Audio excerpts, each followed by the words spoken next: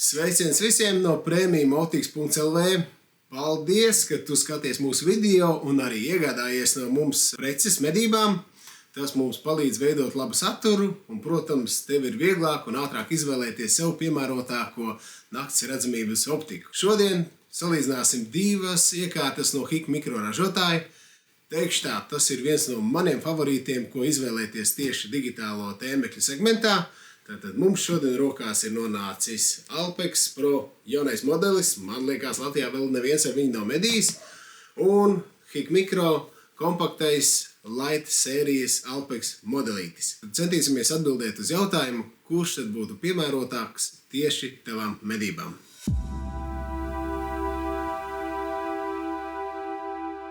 Jā, nu tad sākam mēs ar HIK Mikro mazo, kas izraisa tiešām lielu sajūsmu. Interesanti iekārta ar diezgan, tā teikt, lielu tehnisko varēšanu. Light sērija, tas nozīmē to, ka šeit nav nekā lieka līdzi. Ja, tad, kā mēs redzam, čeholiņš šeit nav. Šeit ir līdzi tikai mikrošķiedras drāniņa, pats tēmeklītis. Šeit ir aksesuāru kastīte. Aksesuāru kastītē mēs atrodam lādētāju, lai salādētu akumulātorus 18650. Spēcīgs kabelītis gan datu pārlādēji, gan uzlādēji. Iespēja pievienoties HIK Mikro mednieku klubiņam, manuālis un kā mums savienot savu telefonu ar aplikāciju. 18650 akumulators. Tad tas īsumā par komplektāciju. Varam vaļā HIK Mikro Alpex Pro, pilnīgi jaunumu no HIK Mikro ražotāja. Skatāmies, kas tad te mums nāk līdzi komplektā. Liela varena kaste, tikpat liels un varens čehols. Apakšā zem čehola mēs atrodam lielu manuāli, iespēju pievienoties HIK Mikro mednieku klubiņam un izceļu, lai ātrāk mēs tiktu pie HIK Mikro aplikācijas. Šeit jau mums nāk līdzi čehols, skaists, ar tādām robustām formām, kas čeholam ir labi, ka viņu var gan turēt rokās un pārnēsāt, gan arī paredzēts, lai mēs pieliktu plecu siksnu un nestu uz tonīti, ja mēs izmantojam divas medību optikas. Tad te mums ir liela nodalījuma kabatiņa aksesuāriem, plecu siksniņu, lādētājs 18650 elementiem, pats elements, mikrošķiedras drāniņā, datu kabelīts vai uzlādes kabelīts. Un tā tad arī pati optika. Kas man ļoti patīk šajā koferī, ka tu optiku vari ielikt kopā ar visu okulāru gumiju. Tad tumsā tev nav jādomā, kā viņu pieskruvēt klāt. Pašā čeholā arī ir vieta gredzeniem. Ja? Tad gredzeni, ja vien tas nav izvirzījums uz priekšu, noteikti šajā koferītī ietilps iekšā.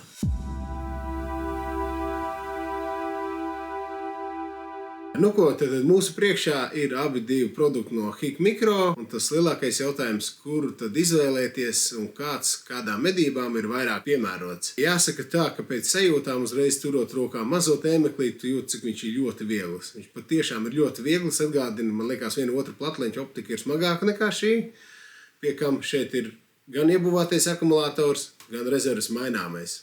Tieši tās pats stāsts arī ir šeit, kad šeit mums ir iebūvēts akumulators, maināmais, bet, protams, ka šis ir nedaudz svarā lielāks. Viena būtiska atšķirība, ko mēs redzam, tad mēs redzam, ka mums ar kronšķainiem iespējams, ka būs atsevišķi risinājumi.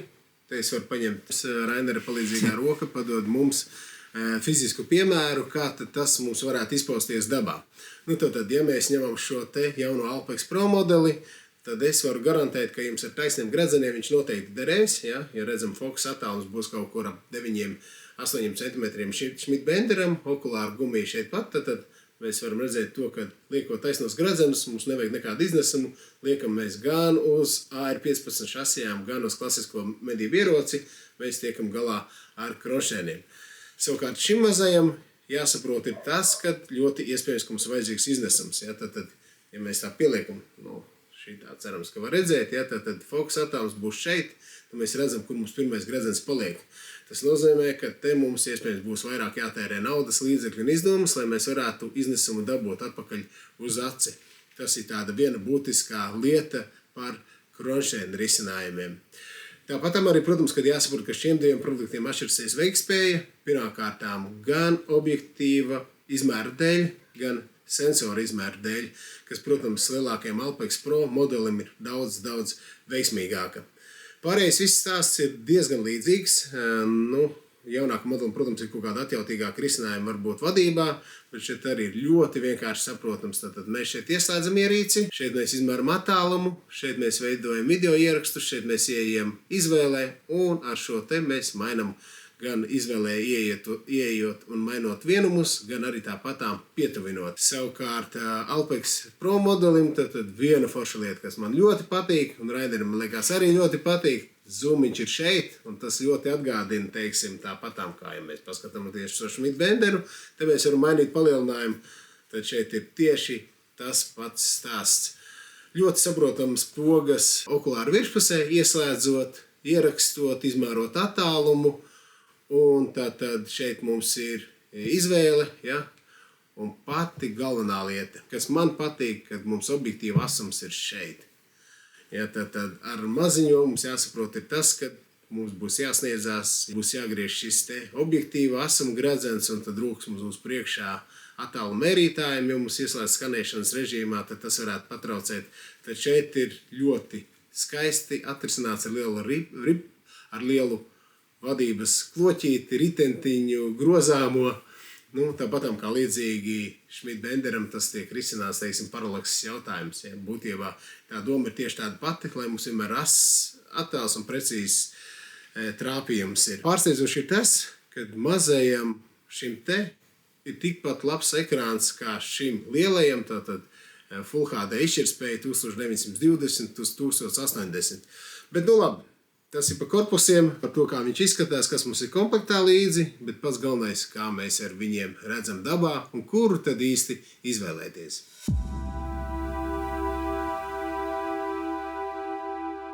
Nu, ko mēs tur esam atpakaļ? Izmēģinājām abas divas tēmeklīšus, gan šo mazo smieklīgo, gan lielo jaudīgo, kā arī salīdzinājām ar reālu dienas optiku. Nu, kāds ir tavs viedoklis? Zin kā, es biju tā iecipies ar zobiem un nagiem tajā Schmidt Benderī un gribēju kaut ko Raineram pierādīt, kā cilvēkam, kas nav sapratis, cik labi ir dienas optika un visu laiku spiež tiem digitāliem un termālajiem. Un es teikšu tā, ka es tā kā iestājos nedaudz Rainera partijā. Ja to tā var teikt, kad, protams, klasiskais tēmeklis tā ir forša lieta un ļoti daudz ko var dabūt no viņa labāko ārā. Piemēram, mēs skatāmies uz saules pusi, kur saule noriet.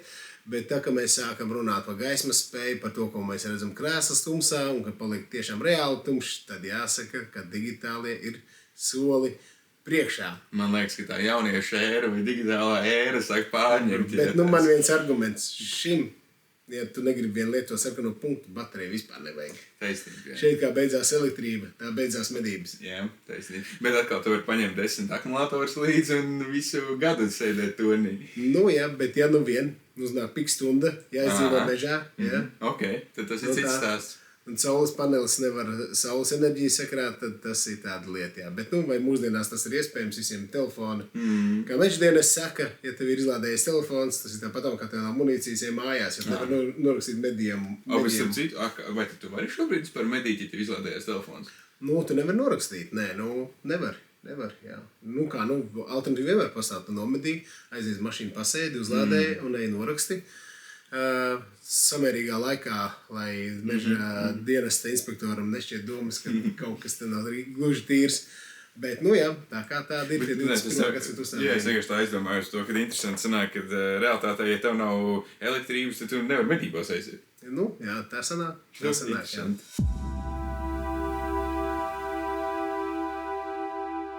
Pastīsimies pa 50, 100, 200, 300 metriem, kā tad rāž šī tēmekļi. Un tur es neesmu pielicis klāt, bet varbūt tagad piemontēsim klāt, pieliksim, kā izskatās arī tas. Un tad 50 metros varbūt var pastāstīt, kādā laikā bijām, kāda bija gaisma. Tad mūs tas, ņemot vērā to, kad mēs strīdējāmies par to, kas tad būs labāk Schmidt Benders vai jaunais Alpex Pro, ja? Un es teicu, klasiskās vērtības nekad nezūd, un tāpēc speciāli mēs izvēlējāmies laiku, tad, kad saule noriet. Tieši precīzi, kad saule ir aiz horizonta, tikai tad mēs sākām filmēt. Un tad reku ir 50 metri. Abi divi. Ok. Kurš ir kurš? Tagad es sāku domāt, un es pēc meņu atšifrēju. Jā, protams, ka sākotnējais lielāks palielinājums ir Alpex Pro. Un mēs redzam arī, ka Alpex Pro liekas, īstenībā, kas baigi neliekās. abiem diviem bildi ļoti labi ir. Var redzēt, ka LPX Pro, ko es pamanīju, ļoti izceļ krāsas. Un ņemot vērā to, ka tas light modelis ir kādus gadus vecāks, varbūt nav tas krāsa efekts, bet es teikšu, ka varbūt tajā mazajā izskatās tās krāsa režīms tāds autentiskāks. Nu, tad tur, kā saka, LPX Pro izskatās tādi tā kā, riži, tā var teikt. Jā, tad tur izskatās tā kā dabīgāka krāsa. Bet ar abiem diviem ļoti labi var savērtēt buku. Ja? Es teikšu, ka bukam var redzēt ļoti labi pēles. Ja? Tā kā abi divi der un 50 metros tur nav argumenta, laikam, lai tērētu vairāk naudiņas. Ja? Jo šis vispār pārsteidza, kad viņš tik jaudīgs ir, kad es biju domājis 50 metros apstīsimies un būs tā, ka kaut kas jāsmieklīgs, bet jēgas nav, bet realitātē viņš parādīja savu baigi foršu. Un tev 50 metros šajā laikā, kā tev likās optiskais tēmeklis par digitālo? Es uzreiz pamanīju, jā, ka tās krāsas ir daudz jautrākas digitāliem tēmekļiem. Tas bija fakts, un arī, protams, kad arī kādreiz digitāliem bija tā, ka, ja tu liec lielāku palielinājumu, tad vispār tā bilde nav tik asa. Tad šim tēmeklim konkrēti līdz 16 reizēm, tad tur jau arī tajās reizēs apdzina digitālai, tā kā laipni lūgtu 21. gadsimtā. Un arī atšķirība, Šmits maksā 2? Vairāk, jā, virs 2. Tur var gadīties, tur 2,5 viņš var maksāt, jā. Tad sanāk, par to pašu naudiņu tu var nopirkt šādas te 2 vai šādas te 3, jā. Tā. Labi, skatāmies 100 metros, un te jau redzēt, ka saulīt jau ir pie paša horizonta. Jā, tad var redzēt, ka tam Pro modelim tomēr tā gaismas spēja ir lielāka. Gan F-faktors tur ir 1,8 Pro modelim un F2 ir mazajam. Tad to var pamanīt arī to, ko es pamanīju jau 50 metros, tad krāsas ir jautrākas tieši Pro modelim. Bet es neteikšu, ka ar to mazo nevar nomedīt vai kaut ko izvērtēt. Ja, tu rogus labi redzi gan mediemo špīseri, gan arī var lielo trofeju pavērtēt, un arī pa buku ir viss skaidrs. Tā kā bukam tikai pietrūkst tavs, saprast, rogu garumu, jā. Jā, bet fantastiska bilde. Un te varbūt jautājums uzreiz paralēli ir optiskais šajā gadījumā pret to digitālo, tajos 100 metros, man liekas, ka sāk palikt tumšāk, tad tas... Jā, tur tieši tā bija, kad bija pārāk tumšs jau likās, un, protams, ka tu redzi. Bet ne tā, kā tu redzi ar digitālajiem. Bet man liekas, ka tas gala punkts bija lielāka distance. Lielāka bija, jā. Un tad es aizgāju viņu nolikt mašīnā. Bet mēs paskatījāmies vēl uz saules pusi. Tad, protams, ka digitāliem tā bilde veidojās kaut kāda nesakarīga, jo gaisma krīt iekšā objektīvā. Tad tur gan tas Šmits Benders bija neatsverams. Bet tur ir interesants jautājums varbūt arī par šito. Skatāmies 200 metrus un tad... Es te uzjautāšu. No 200 metros saule jau bija aiz horizonta. Jā, tur man liekas jau pat stundiņa kā bija. Jo mēs redzam, ka arī saule pat nespīd uz koku galotnēm. Jā, un skatāmies tuvāk.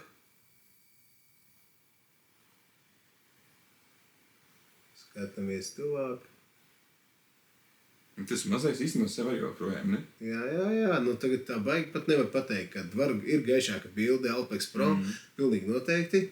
Bet teikt tā, ka nevar redzēt ar bukam ragus vai saskaitīt bukam žuburus un aptuveni to ragu garumu saprast, vai, teiksim, kas notiek ar briežu trofeju. Es neteikšu, jā, ka ir viss slikti, jā. Tā, protams, ka LPX Pro ir labāka bilde, bet tas mazais... Tuvāk var dabūt viņu. Jā, lielāks palielinājums, bet mazais tur tā kā neatmetās, tā kā viss ok. Es pats pārsteigts par to mazo smieklīgo, tas, ka viņš tik viegls un tik maziņš, un ar visu to atpasies 200 metros dienas laikā, saule norietējusi laikā. Tu vari redzēt to. Un vēl vairāk tad vispār tas jautājums varbūt tev ir par to mazo modelīti. Tu domā, viņš ir lieliem kalibriem domāts, vai tas ir varbūt kaut kam, nezinu, kaut kādu? Grūti pateikt, es domāju, ka viņš iztur droši vien viss 30.06, klasiskos 300 Win Mag, tāda viņa vajadzētu noteikti būt. Bet es domāju, ka visdrīzāk, dēļ savu izmēru viņš ir piemērots tādiem 223, lai nav tā, ka optika ir lielāka nekā pati plīntie. Un arī es domāju, piemēram, ja tu tas kaut kādas, tās, kā saucās, maseļas saucās, vai kā viņas? Jā, maskalibrants, jā, tas ir 2 lēri. Uz maskalibrants uzliekot virsū, varbūt pat uz bisītes var uzlikt virsū. Jā. Un rēķinies 50 metros, tev ļoti plats redzes lauks ir. Jā, un arī, ja tu 200 metros šī labi redzi, tad, skaidrs tur tik tālu ar bisi nevar aizšaut, un ar maskalibru ar tāpatām. Un reku ir 300 metri, un 300 metri ir kaut kāds 2 stundas pēc saules norietēšanas. Nu jā, tagad var pateikt, ka Alpex Pro būtu labāka izvēle. Jā, objektīvs mazāk gaisma savāc. Un var pamanīt, bet neko vairāk. Var redzēt, kad ir ragi. Pa buka ragiem es nebūtu tik pārliecināts. Bet, lai gan tajā Pro modeli arī nav tā, var redzēt tomēr tos baltos buka raga galus un tajā mazajā vairāk nevar. Tad jāsaka, jā, viss. 300 metros Alpex Pro uzvarēja savu mazo brālīti, ja? Hik Mikro Alpex Lite. Un tad arī mēs pastājāmies naktis. Varbūt jautājums tev par to digitālo bildi no 50 līdz 300 metriem, ko tu saki, pieņemsim, kuru labāk izvēlēties.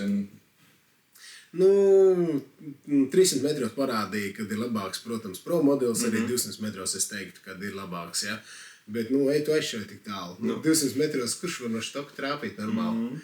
Tas arī kādam jābūt tam atbalstam, lai tu varētu trāpīt, bet es teikšu tā, kad ir doma pa krēslu stundu staigāt, Baurī, kad līdz 2 stundām mēs varam medīt pēc saulrieta, ne Baurī, bet, teiksim, vispār varam medīt 2 stundas pēc saulrieta, tad tas mazais pilnīgi to uzdevumu veids un nekāda vaina viņam nav.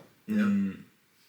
Tad pirms pastamies arī nakts bildi 50 metros, abi divi vienādi piegaismotāji ir, tur bija 840 piegaismotāji, 850 piegaismotājs ar lāzeru piegaismotāju.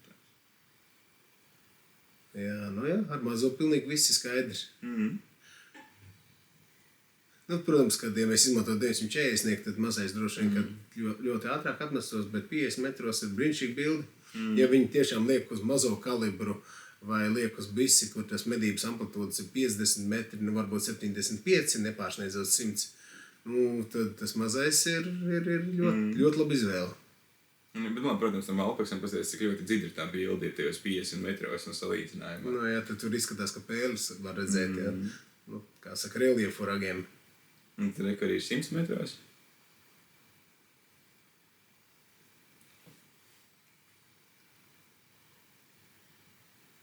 Jā, var redzēt abiem diviem, 100 metros.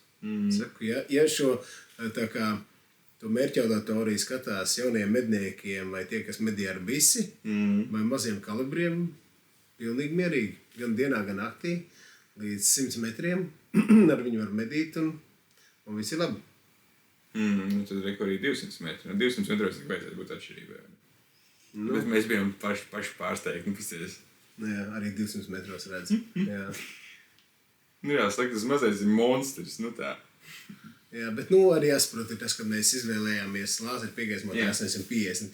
Ja LED izgaismotāju izvēlēsies, droši vien, ka tā bilde nebūs tāda. Arī tāpatām izvēlēsies 940 to. Tad var gadīties, ka tajos 200 metros ar to mazo nemaz tik labi neredzēs. Un 300 metri. Reiz arī tā gaismas spēja tajos 300 metros ir daudz mazāka. Jā, viņš pazūd tur. Tas Alpex Pro ļoti labi jūt to piegaismotāju, tad tas maziņais tā kā jau izbeidzies. Bet, var redzēt trofeju. Tā ir labā ziņa, arī tāpat tā medījamo zvēru var redzēt. Tā kā pēc idejas varētu, ja var saprast kādu iznesumu, vai kā izmantot balsko kalkulātoru, arī var medīt, nekāda vai nav. Kā tev te jautājums, te ir tas Alpex Pro un optiskais tēmēklis? Protams, kad ja mēs runājam tagad par tumsu, kad vai piegaismotāji, tad šeit var likt vienalga kāda infrasaka no piegaismotāja, mēs ar viņu neredzēsim. Arī viena lieta tāda, teiksim, no tā likumiskā viedokļa, kad tu vari medīt 2 stundas pēc saulrieta. Un ja tu to vari pierādīt, ka tu redzi, tik tiešām to tu redzi krāsainajā bildē, tad ar to viss ir kārtībā. Un jāsaka tā, ka tā digitālo ēra ir darījusi savu, bet lai gan atskatoties vēsturē kādreiz Yukon Photon pirmie modeļi, kas bija, un tas bija 10 gadus atpakaļ, arī tad bija tā, ka mēs ar Leikas tēmekli salīdzinājām. Un tad nopērci savu visdārgāko Leiku, tik būs, un tu paņem paskaties, un tad Leika maksāja tiešām 2000 lati. Un pa 370 latiem varēja nopirkt mazāko Photonu, un tur viņi redzēja labāk, ja? Tā.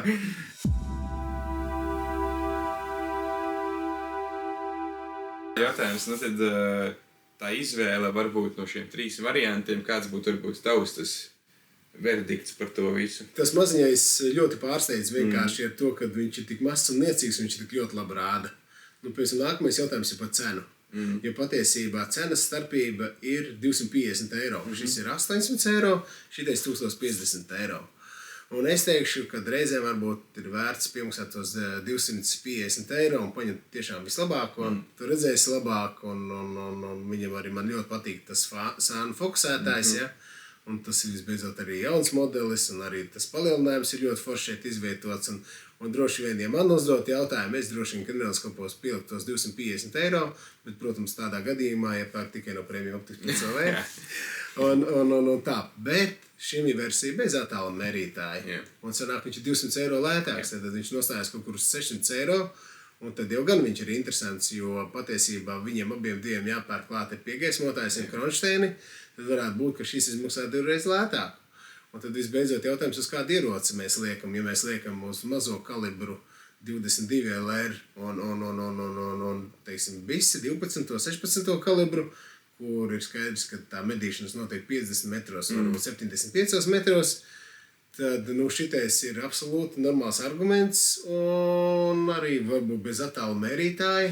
Par 940 piegaismotāju. Tu vienkārši tālāk neredzi, tālāk nevar izvērtēt, tu esi nogriezis gan redzēšanā, gan arī tālāk nevar aizšķirt, un šī ir ļoti laba lieta, jo es saku, teiksim, cik tas viss sver, tā ir svarīga lieta. Es gribēju vienkārši piebilst, kā tu teici arī par bisīti un tā tālāk, un tāpatās, ja tu ar bisi nemedī tālāk pa 50 metriem, tad tev tas piegaismu, attālu mērīties mums nav vajadzīgs. Jā.